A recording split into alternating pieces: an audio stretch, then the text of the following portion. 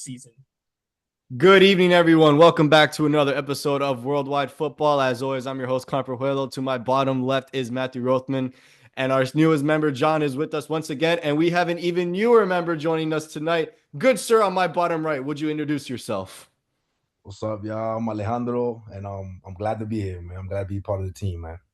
All right. Alejandro's been a big fan for as long as I've been alive, which makes sense because he is literally my family. So, and he grew up a fan of various teams, but he has settled for who is your favorite team now? Real Madrid, baby. Hala Madrid. You know it. Stay rage baiting me. But hey, and that's exactly the topic we're gonna get into tonight.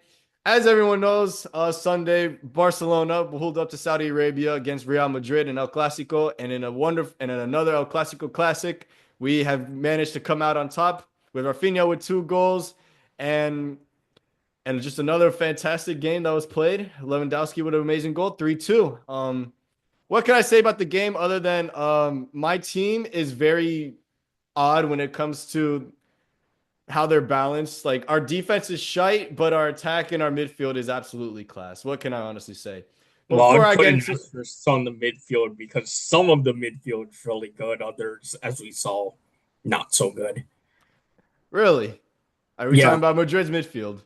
no, Barca's like Frankie De Jong, not good. Frankie De Jong, if he just had like bigger balls and would play like honestly, Frankie De Jong plays like he has a vagina. Like I don't know what it is. Like Jesus. you Pedri saw what he too, did bro. against Madrid. On his day when he feels like actually trying. He's a top midfielder. But like every other game, it just feels like he's a passenger and needs Pedri to hold his hand. And I'm You just know like who that reminds me of? Goretzka. Yeah, exactly. Yeah, I fucking called it. All right, but what did y'all think of the game, John? I'll start with you. Yeah, I don't know. It was funny seeing Goulet slip and fall just like Xabi Alonso at the end. I mean, we Turkish saw that. humiliation, gotta love it. I mean, we saw that none of the players clearly respected Xavi, and he lost the dressing room. Um, whether you say rightfully so or not, at the end of the day, he's gone. He left. There were reports that he got sacked. There were other reports that he left on his own after seeing Mbappe um, basically contradicting and counteracting everything that Xavi said with the Guard of Honor. So, um, yeah, interesting to see. Interesting where he's going to end up. I know off the call we mentioned potentially Liverpool. I know probably if Thomas Frank gets sacked, maybe he ends up at Tottenham, maybe United. Who knows? Alejandro, I talked to you about it the other night, but what would you say was your full opinion on the game? First half was crazy. Even I think it was what they added 3 or 5 minutes, and it went way past that.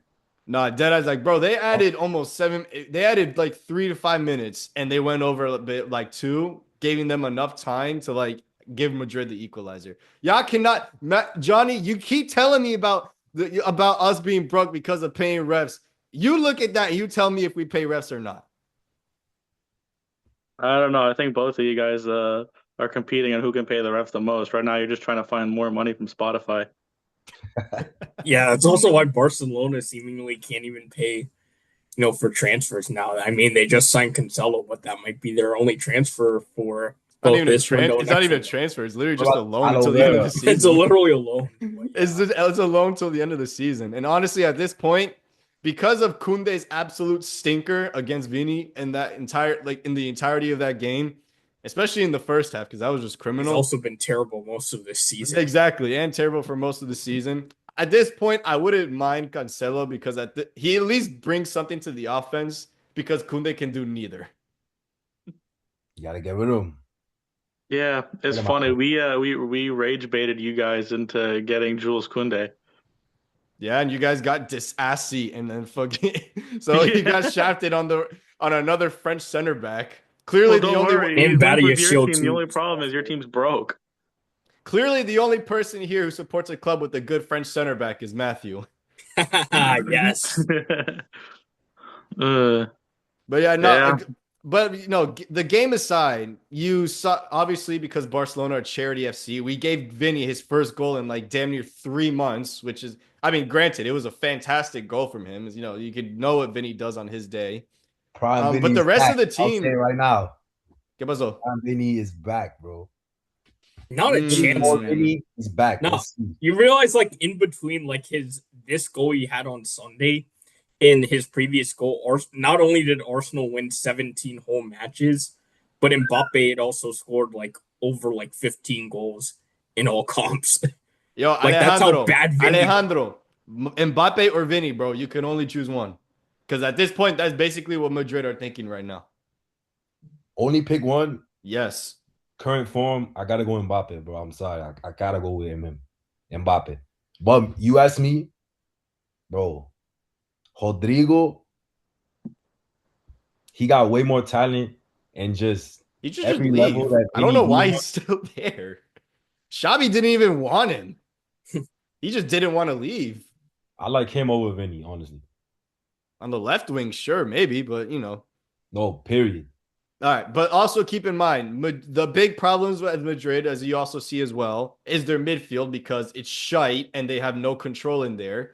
People talking about Bellingham's a class midfielder when he clearly shouldn't be starting in that pivot role, or God forbid he starts in the midfield or even the 10 role for England.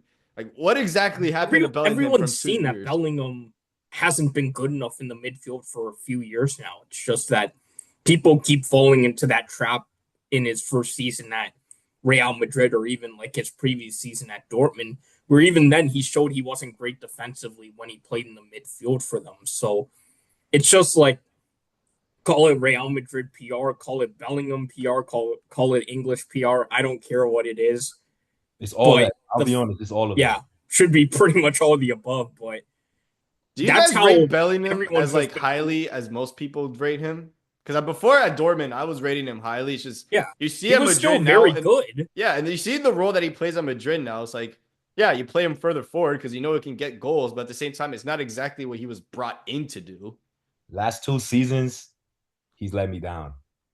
That's all I'm gonna say. How the hell did he get into the FIFA Pro World 11? That was bullshit. You're telling me Rafinha put up absolute world-class performances last season and somehow the likes of Cole Palmer and fucking Bellingham get into the team instead? Well, Palmer made it just because of his Club World Cup. Palmer barely had an open play goal for like damn near a few months. You know that's true, Johnny. Well, back to Real Madrid. This may sound like a hot take, but I don't think it's a player talent issue. I think it's more of a management issue.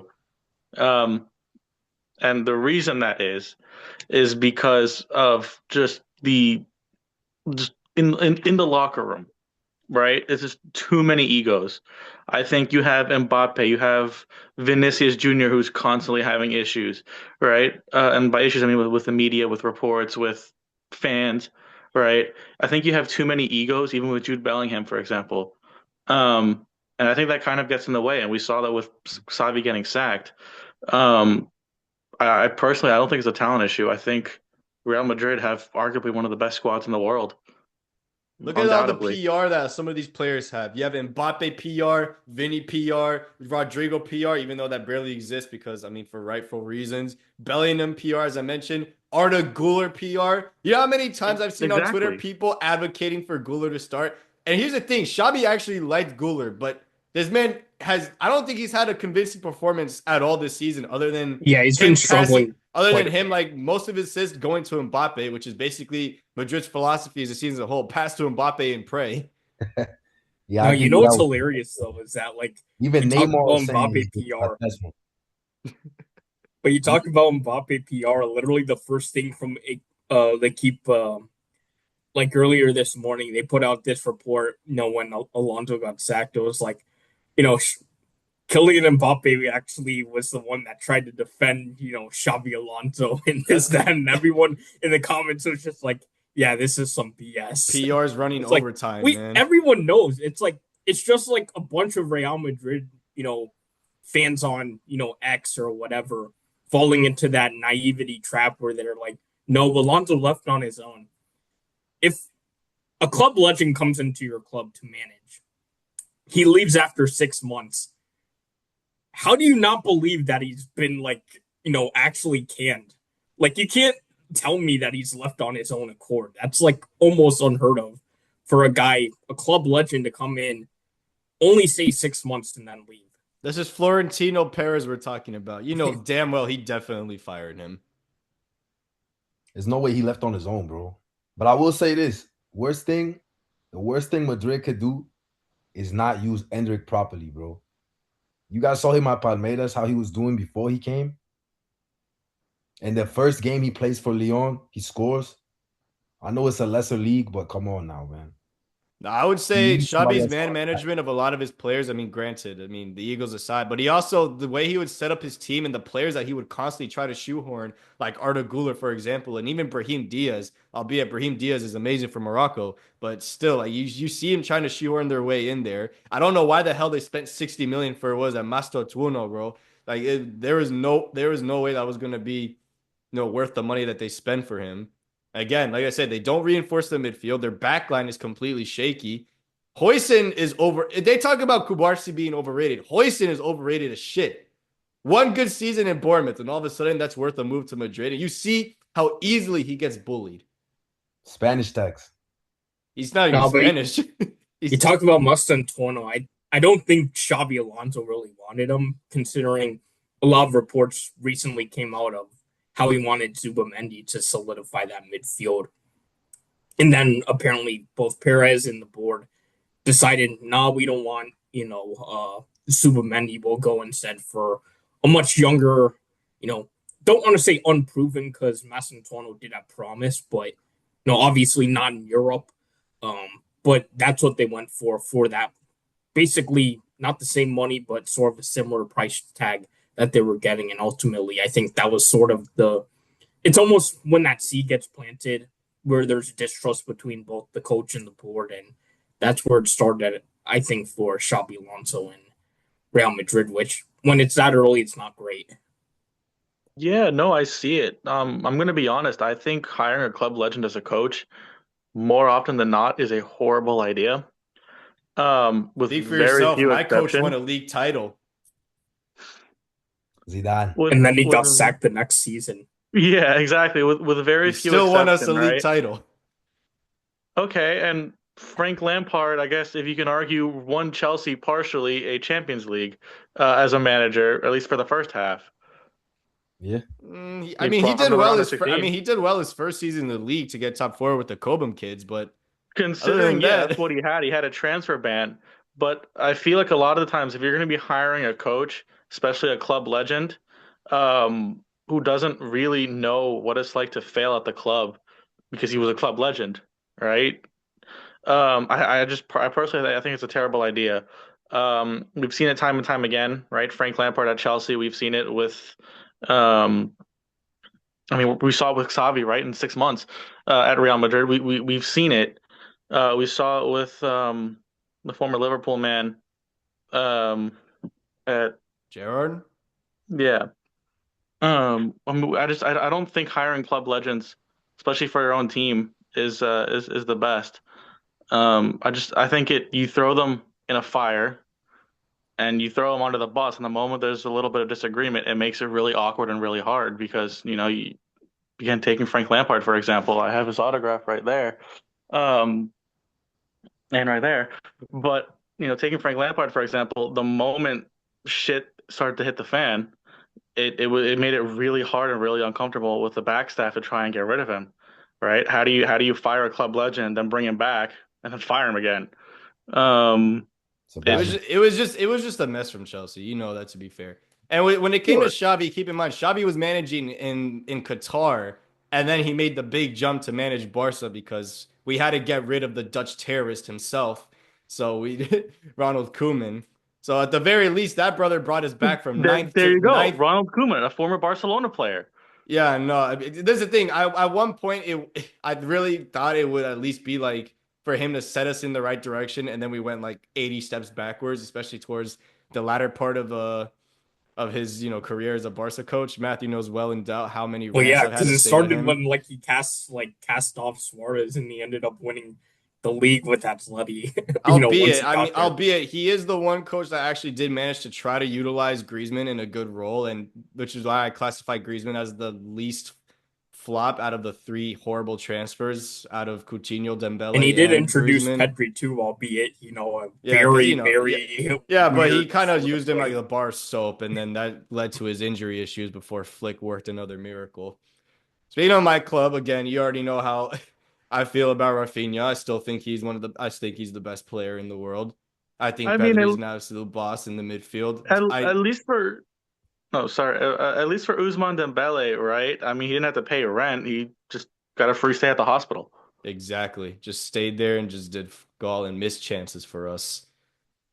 But yeah, no, as far as my team, like I'm just gonna say I think we played well on a lot of fronts. It's just that goddamn defense is sad. But the fact that Flick worked so many miracles to the point where we're doing all of this with a shoestring budget and literal kids in our back line alongside a retard and a guy whose vagina constantly leaks blood every time he kicks a ball. I'm talking about Christensen, John. Uh, you could relate. That brother could never stay fit for you guys either. Can you And also just extend them too? yeah, we're looking to extend him for. I don't know. I don't know why we're doing that. Are we Yeah, seriously that broke? that Christensen and Rudiger pair, I think, single-handedly costed Lampard the job. Looking back at it, Albeit though, Tuchel utilized them in a back 3 and they looked world class. no, Tuchel realized, oh my goodness, Christensen is an absolute terrorist, And and then brought yeah, a he had to get 40-year-old Thiago Silva in. Actually, no, that was Lampard that brought Silva in, but played Silva more and sent Christensen right to the bench where he belonged. and then we got him for free, and then he actually had a good season for us as well. Yeah, it was pretty solid. Didn't do anything against Chelsea earlier this year, though. Yeah, because he was injured.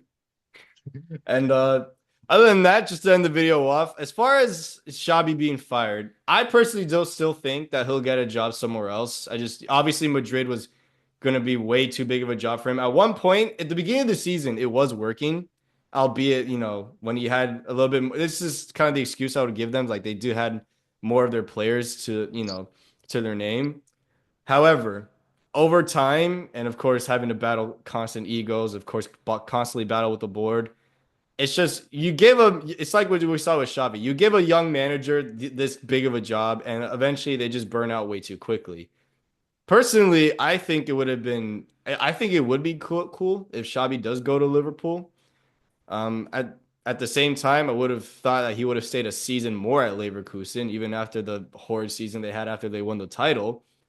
But no, you see the talents there. I still think that he could go to a club that, especially like Liverpool, that actually has, I'd say, less egos. Then he could actually perhaps do something there. I mean, Yeah, he I can mean, go you to pretty much hit Liverpool the with nail on his the head shit there. substitutions.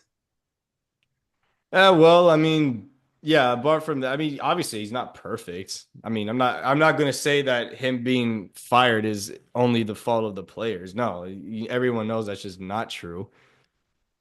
But it just didn't help him at the time, and the people he would constantly try to shoehorn, it just wouldn't work for him. When he At the end of sucked the out, day, when he they're gonna bring in Arbeloa, who from the Castilla, who apparently relies a lot on Gegen pressing football. And then the word they're pressing makes me laugh because can you imagine Vinny, Mbappe, and Bellingham and company trying to press? I don't think it's the pressing that's the issue. It's just them tracking back. Because like if you just look at pressing stats, Real Madrid's still up there in terms of at least La Liga wise. They're not Barcelona, level of pressing. But the problem is that if you expect any of those 4 to track back, you're in for a massive disappointment to say the least. Because what Flick does is that he always gets the buy-in of all these players, whether it was at Bayern, whether it's at Barca, to always not only press but track back. And These it's just attackers at Real Madrid, are you going to get them to track back? Probably Especially if you have Trent Alexander-Arnold in the back too. You can't really not. defend. yo, Alejandro, do you mess with the transfer or not? when they announced it, I was like, hell yeah. I was excited. Watching the season, he's shown little moments, but I can't really say I'm satisfied at all with what I'm seeing, bro.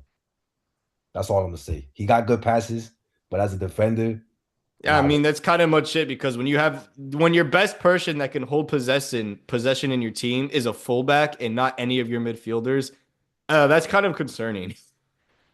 Bro, when you got Vinny, who will never track back, ever. Mbappe, 9 times out of 10, he's not tracking back. And then you have, if you play Rodrigo on the right, why is he tracking back all the way, but the whole other side of the field, they ain't doing shit? You're not going to win no games like that.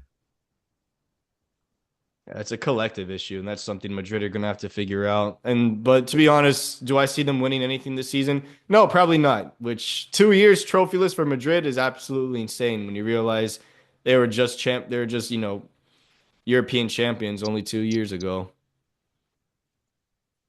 What can you say? Anyways, guys, thank you very much for joining another episode of Worldwide Football. I think it's always wonderful to come together and make videos. Now we have the whole team here. You're going to be seeing a lot more of us. Tune in tomorrow to the Chelsea Arsenal game. That should be quite fun. You already know where Alejandro stands. You already know where Johnny stands. Zero faith in his team. Come on, man. New manager tax. You know that exists. Other than that, guys, be sure to follow us on all of our socials. I'll be sure to plug in the socials for Johnny and Alejandro as well. Thank you guys for joining us. Have a great rest of your night.